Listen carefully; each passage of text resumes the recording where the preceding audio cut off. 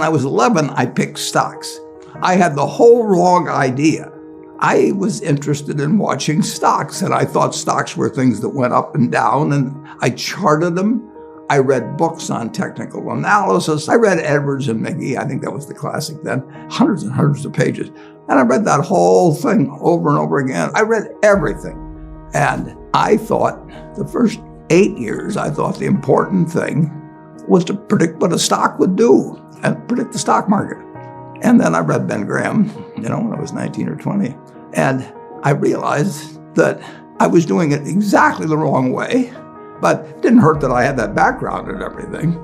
And I rejiggered my mind, and when I read the book, The Intelligent Investor, and from that point, I never bought another stock. I bought businesses that happened to be publicly traded, but I became an owner of a business, and I did not care whether a stock went up or down the next day or the next week or the next month or the next year, and I didn't have any idea what it would do. I didn't know what the stock market would do, but I knew businesses. I'm a bright guy who's terribly interested in what he does. I've spent a lifetime doing it, and I've surrounded myself with people that bring out the best in me, and you don't need to be a genius in what I do. That's the good thing about it. If I went into physics and a whole lot of other subjects, I'd be an also-ran. But I am in a game that you probably need 120 points of IQ, But 170 doesn't do any better than 120. It may do worse, probably do worse, but you don't really need brains. What do you need? You need the right orientation. 90% of the people, I'm pulling a figure out of the air, but 90% of the people that buy stocks don't think of them the right way. They think about something that they hope goes up next week. And they think about the market as something they hope goes up. And if it's down, they feel worse. I feel better. And you think about? I think about what the company's going to be worth 10 or 20 years from now. And I hope it goes down when I buy it, because I'll buy more. I try to keep my competitive spirit in a game where I can win. I do know this.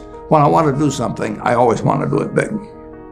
I put my whole net worth in City Service Preferred, $114.75. And I've never, since that day, March 11th, 1942, I have never had less than 80% of my money in American business. You can call them stocks. Or equities. But I see them as American business. I've owned a piece of American business, at least 80% at all times. I don't want to own anything else. I want to own a home and things my family wants and all that. But owning 5 homes doesn't mean anything to me, because I'm going to be happy in one home, and there's a certain amount of things that go wrong with everything. And if I got 2 homes, I know I've got more problems and I don't have more happiness. What brings you the happiness? What makes me happiest is what I'm doing. I enjoy 2 things about it. One, I know I'll win over time. That doesn't mean I'll beat everybody else or anything like that. But I'm in a game that's very, very, very easy if you have the right lessons in your mind about what you're buying. I'm not buying stocks. I'm buying pieces of overwhelmingly American business. And I'm happy when I'm doing it. I'm happier when stocks are going down, because I can buy more of them with the same amount of money. I'd be happy if I was a farmer. I'd want farmland to go down so I could buy more acreage. It just makes sense. I'll tell you the second thing I really like. I like being trusted by people. I would rather do what I do with partners than do it sitting in a room myself, even though I might make more money that way. Let's pretend there is no stock market. Let's say I had to buy these privately, like you buy a farm privately, like you buy an apartment house privately. They're investments. So you're looking to say, what can I do with money I've saved to put it away so I feel good about getting it back later under any circumstances, but not necessarily on a given moment. But if I have a farm, it's going to take me a while. But people would be so much better if they actually didn't have a stock market in terms of buying businesses. The United States economy, and it's very easy to look at the statistics on it. I mean, more people, a greater percentage of the American population is wealthy now, or having more income now than they've ever had. And if you look at whether Bank of America would give you their average deposit, I mean, you just look at the wealth that's out there. That doesn't mean everybody's wealthy, but it does mean relative to any other period of time. I mean, people have more money now.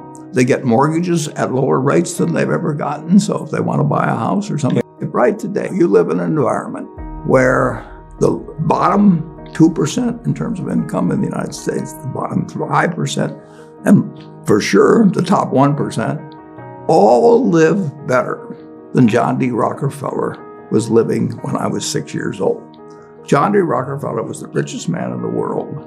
And today, you can get better medicine, better education, better entertainment, better transportation. You can do everything better than he could.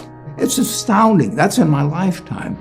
If he wanted to watch a football game, he still had to go there. And I can sit there with this big screen, and they keep showing me the replay, so that explaining to me what happened and everything. And maybe everybody doesn't have a screen as big as mine, but damn near everybody has a screen or an iPhone or a computer or access to one. And they have access. When I was born, the dentist didn't use Novocaine.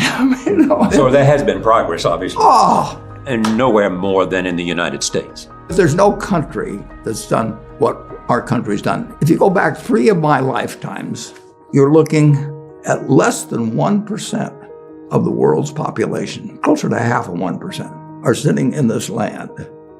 They don't work harder than people in all the rest of the world. I mean, in terms of hours of unpleasant labor, everybody's got hours of unpleasant labor in those days practically. They don't come laden with gold and, they are half of 1%. And they work the same hours, they got the same IQs. They may be a little self-selected in terms of enterprise, in terms of going across oceans and things. And fast forward a couple of lifetimes, and they've got 20% plus of all the bounty in the world.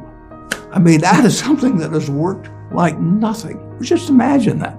If you've gone to anybody, Constitutional Congress, in 1789, if you go to any one of the representatives there, and you said, I want to tell you what this place is going to look like, in 3 more of your lifetimes, your great-great-grandchildren are going to be flying in the skies, they're going to be watching sports all over the world, they're going to be entertained, their medicine, they'd have hold you off to a lunatic society of what he's doing. He's getting 50 cars and he's getting a whole bunch of little claim checks. Just think of it. Everything, when Thomas Edison did all the things he did, he made some money, but we're using it. It belongs to us. If you take what an hour of labor delivered to you 100 years ago and what an hour of labor delivers to you now for you and your family, it's unbelievable. Capitalism doesn't say get rid of a referee and a government. We've got a government that can tell capitalism what to do. And they do, and that's just what they should do. And they do it in different ways at different times and all kinds of things. But it's claim checks on future output. That was in it. The claim checks belong to me, so if I want to buy 50 super yachts, I can do it. But what does it mean to me? It can buy more things for other people that are useful to them. It's not evil. The federal government is the boss in the end. And they shouldn't screw up capitalism, and capitalism shouldn't screw up the federal government. It's very simple.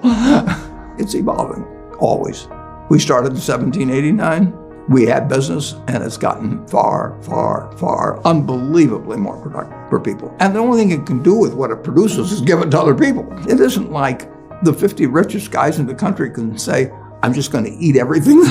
They're turning out products. iPhone that I have, which I'm probably the least capable guy in the world of working with it, but it makes life better. But that comes with government.